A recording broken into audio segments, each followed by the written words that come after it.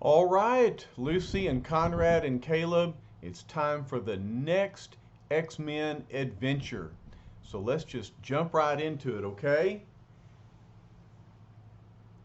Among us stalk the Sentinels. All right, a Sentinel is this giant robot here threatening Professor X. And look, here come the X-Men to defend him. Well, what's this all about? Let's find out. Okay, the headline says again, among us stalk the Sentinels, and the X-Men are the most unusual teenagers of all time. Now, we're about to uh, be reminded of the powerful battle with the Juggernaut that left most of the X-Men injured. And so the editor reminds us, the aftermath of a battle is a time to rest and heal your wounds. So it is with the X-Men, having finally defeated the deadly Juggernaut. We now find them taking recuperative therapy under the watchful eye of their brilliant leader, Professor Charles Xavier, little dreaming of the incredible danger that awaits them from an unknown source. And now let the wonderment begin. Okay, so Marvel Girl is talking to uh, uh, Scott. She says, just another few minutes, Scott. According to the energy register, your Opti-Ray force is almost back to normal. At last, says Cyclops, I was afraid my attack upon Juggernaut had drained my powers beyond repair. And so look, see the Cyclops is underneath this bubble that's repairing his eye ray powers. Okay, and there's Hank the Beast walking around on crutches because the Juggernaut had damaged his foot. Do you remember that? He says, and what of my woeful condition? The agile beast hobbling about like some mere vulnerable Homo sapiens. Professor X warns Hank. He says, careful, Hank. Remember our cardinal rule. We never consider normal humans as our inferiors. And so Hank takes notice of that. All right, look up here. We have the angel in a harness so he can flap his wings without too much strain. He says, this harness is just what I needed to exercise my wings and strengthen my injured power of aerial maneuverability. And then at the bottom, we see Iceman. Boy, I could sit in this ice intensifier forever. I'm beginning to feel like my old frosty self again. So, the professor has arranged for a variety of methods of recuperative therapy for the X-Men.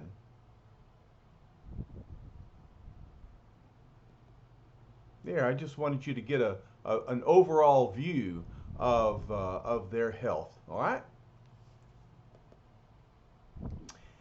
So, Professor says, you've all taken to your emergency therapy very well.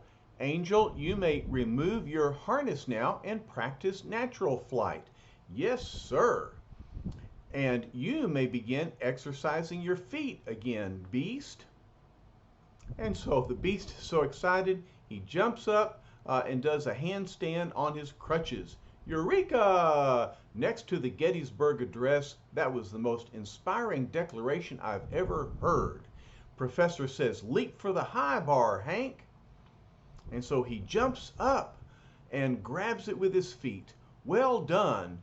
Do you feel any painful after effects? Not a one, sir, answers the Beast. If I felt any better, it would be virtually unbearable. And look, Marvel Girl is applauding. Let's applaud, right? Clap, clap, clap, clap, clap. Okay. Beast goes on. Depriving a mutant of his powers is like forbidding a politician to kiss babies.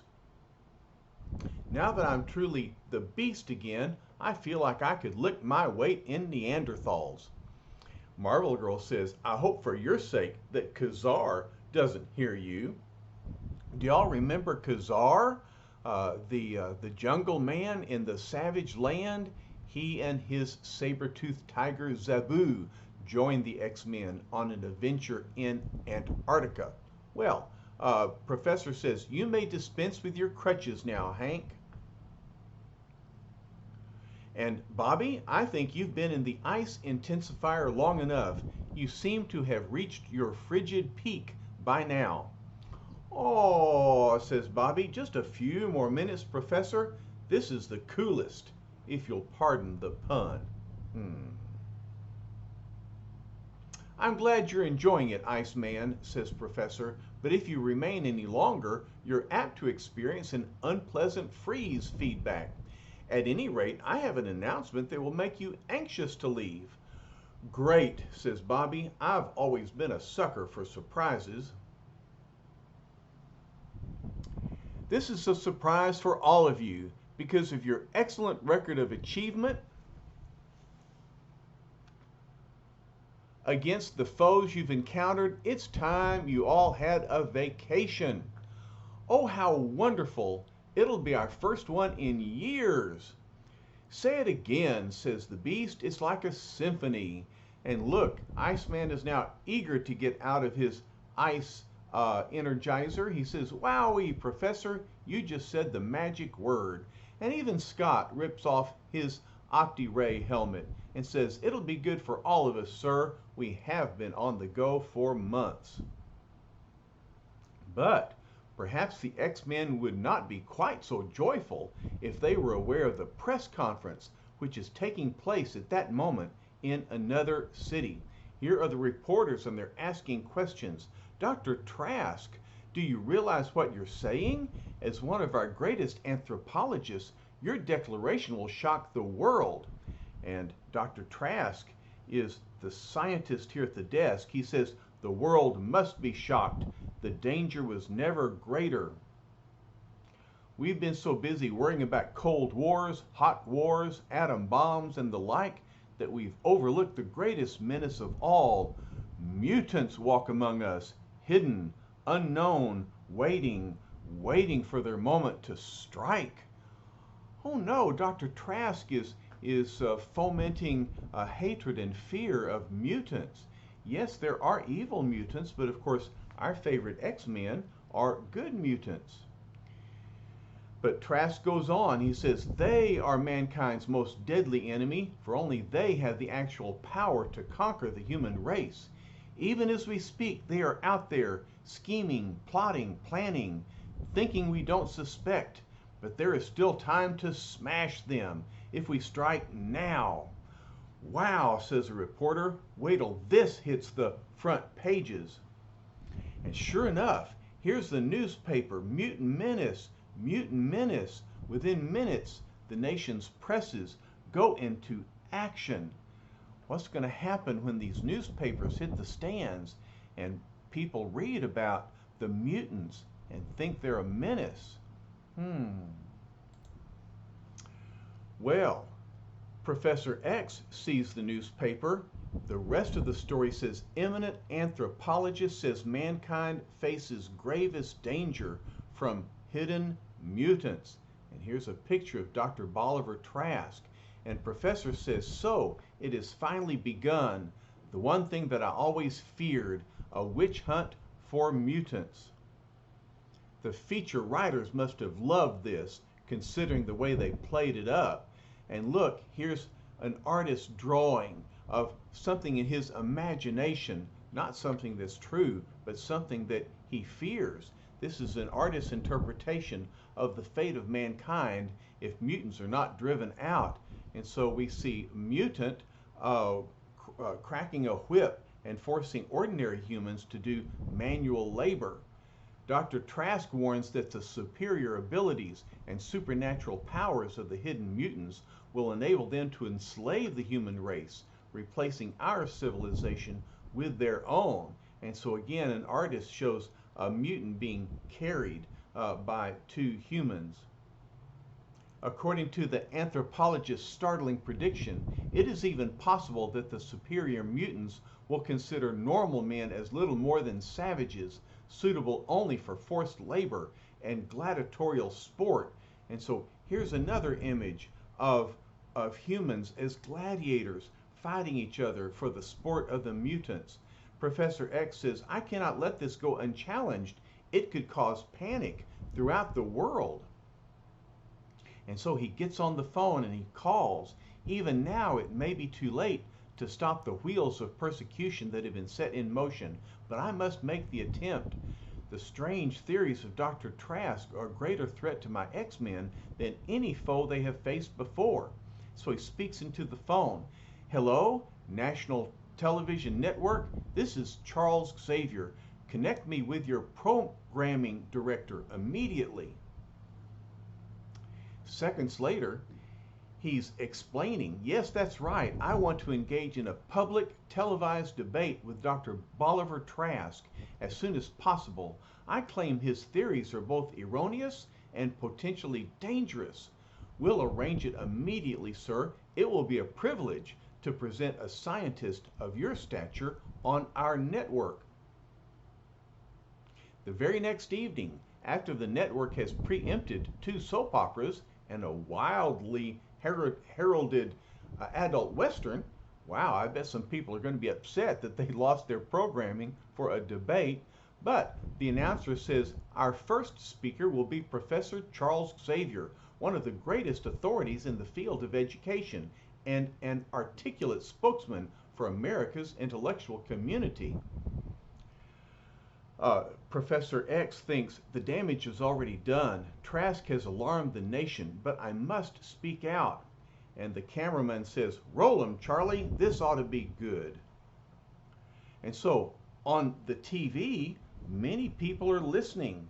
And Professor X says, before giving way to groundless fears, we must first consider what is a mutant. He is not a monster. He is not necessarily a menace. He is merely a person who is born with different power or ability than the average human.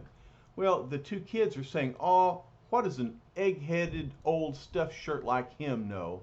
And the girl says, wouldn't it be groovy if he's a mutant himself? What does she know, right? She's actually getting close to the truth. But the father says, quiet, your mother and I want to hear this. And Professor X goes on, no one knows what causes mutations. Your own children may be mutants. You must not let ignorance, rumor, or unreasoning fear stampede you. People are listening outside the shop, and they're listening to the television. This woman says, he's got some nerve. No kid of mine is a mutie. And the other fellow says, and where does he get off calling us ignorant? I never heard of him. I'll bet he's a communist. Nah, he looks more like one of them right-wingers to me. And so these people are not convinced. And the announcer says, and now we'll hear from Dr. Trask. Dr. Trask says, with all due respect to Professor Xavier, he is blind to the terrible dangers around us. Or perhaps it is more than mere blindness. Perhaps the professor has an ulterior motive for his defense of mutants. At any rate, I have created a defense for mankind. Whether I win or lose this debate does not matter, for the mutants will never take over the human race now, not while my new army of Sentinels live. I shall now demonstrate. And he picks up a remote control device. And look, suppose for the sake of illustration that Professor Xavier is a mutant. And the Trask says, Sentinel, take the professor into custody.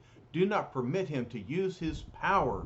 And look, this great arm, this metal arm reaches out and grabs Professor X by the shoulder. The announcer says, good heavens, as he looks and he sees the Sentinel.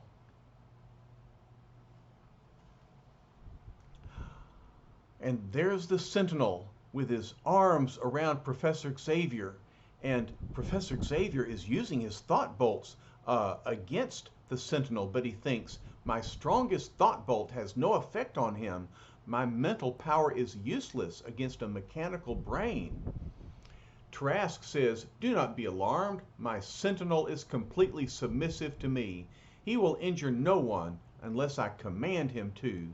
He is but one of many such sentinels I have created, each powerful enough to defeat any mutant under any set of circumstances." The announcer says, "I hope that all our viewers at home realize that they are seeing a sensational television first through the courtesy of our sponsor." Okay, so he's boasting about this news scoop, but wow, what a scoop it is. The introduction of the Sentinels, and look how many there are. At another command from Bolivar Trask, more of the expressionless giants slowly storm into the studio. Trask says, "Come forth, my sentinels, come forth, guardians of the human race. Let all of mankind witness your strength, your trustworthiness, your dedication. Let the world see how safe it is with you on guard to defend it against the mutants." And then Trask goes on, "My mighty sentinels are equipped with the most complex mechanical thinking apparatus ever constructed, and they possess, in addition to their own incalculable strength, many hidden weapons with which to serve mankind. Section leader," he commands, "step forward. You will demonstrate how faithfully you obey my every command." But then, startlingly, suddenly, unexpectedly, before the shocked eyes of countless viewers, the unforeseen occurs with lightning-like swiftness, and we hear the Sentinels speak. "We are the Sentinels. Our brain is superior to your brain. Our strength is superior to your strength. We serve none. We are the Sentinels. It is our destiny to command." And look, he shoots out one of his mighty destructive beams and aims it right at his creator, Bolivar Trask, who says, "No, no, stop, And so Trask is overcome by the power of his own creation. Professor X realizes Trask was an anthropologist, not a robotic expert. His knowledge of cybernetic brains was inadequate. His sentinels are out of control. The sentinel says, "Stand by for further orders." And the announcer says, "Ladies and gentlemen, we interrupt this program." Yes, and he leaves. And Professor X says, "I cannot stop the sentinels, but I know who can. X-Men, X-Men, Professor X calling, condition red, come at once, follow my thought impulses, come at once, come at once." And so he sends out his mental command, reaching out to the X-Men, and they will come as soon as they can. Here's Beast and Iceman. Beast is changing into his costume. Of course, Iceman just has to ice up. But the Beast says, "I somehow feel unfaithful to the superhero code when I change in an alley this way. A phone booth seems to be the accepted place."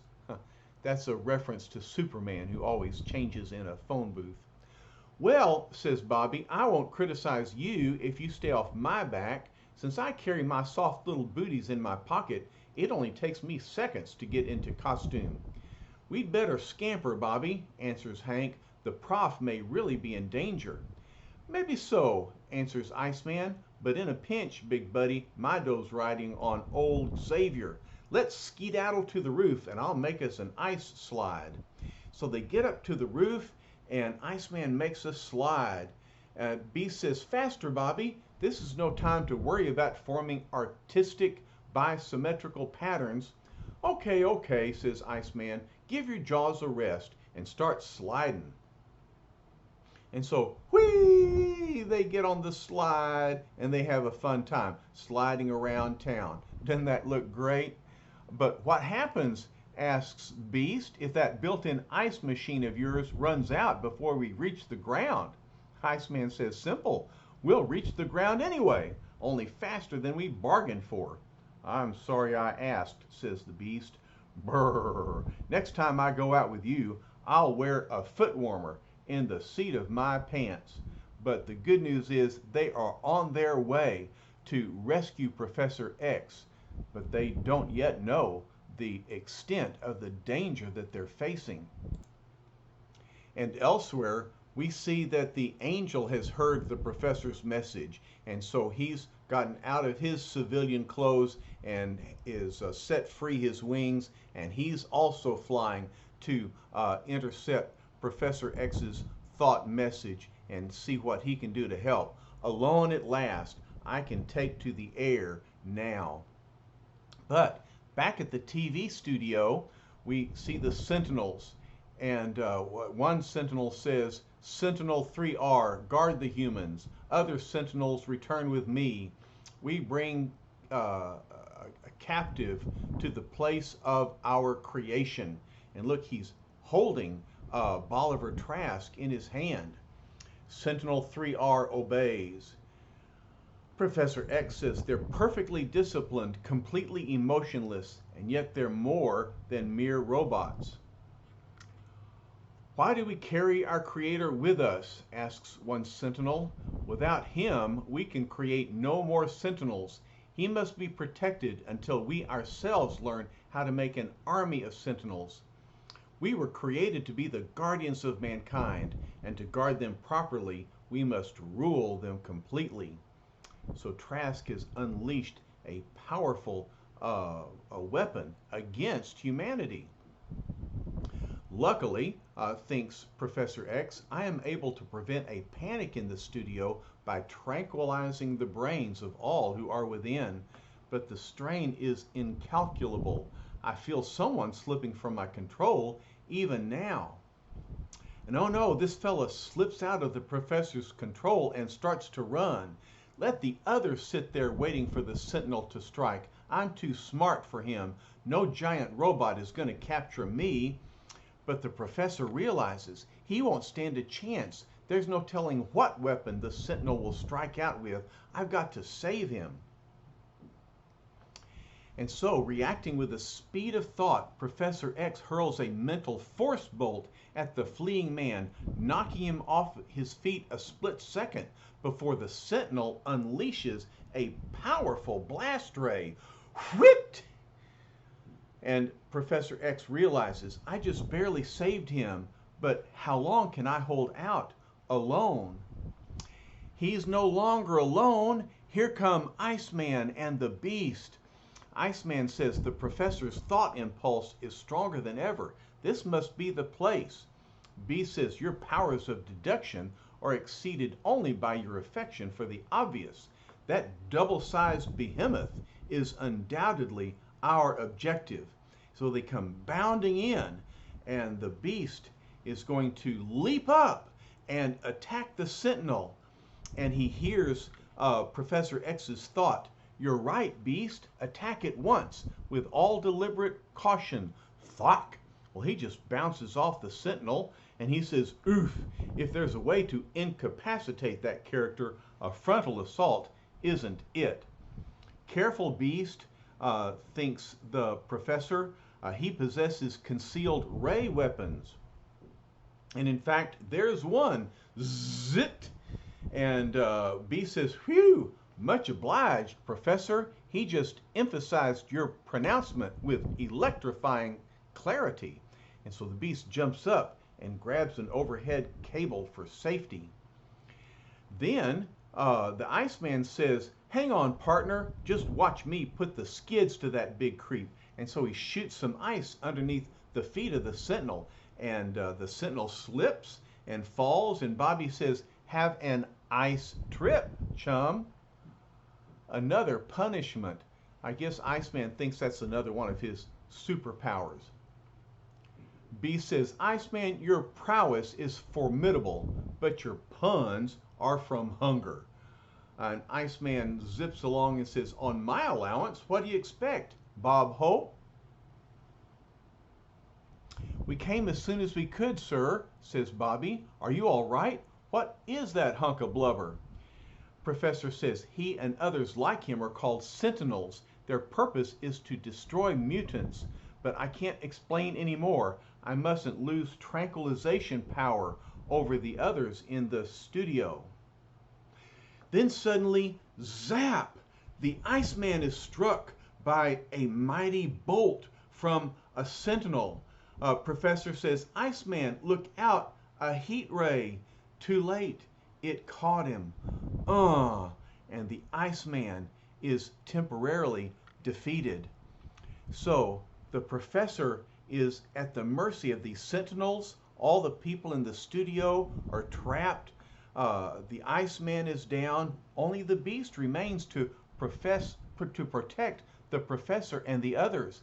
Cyclops is on his way. So are Angel and Marvel Girl. And so when we come back, we'll see how they can help protect the professor. And let's see if they can defeat the Sentinels.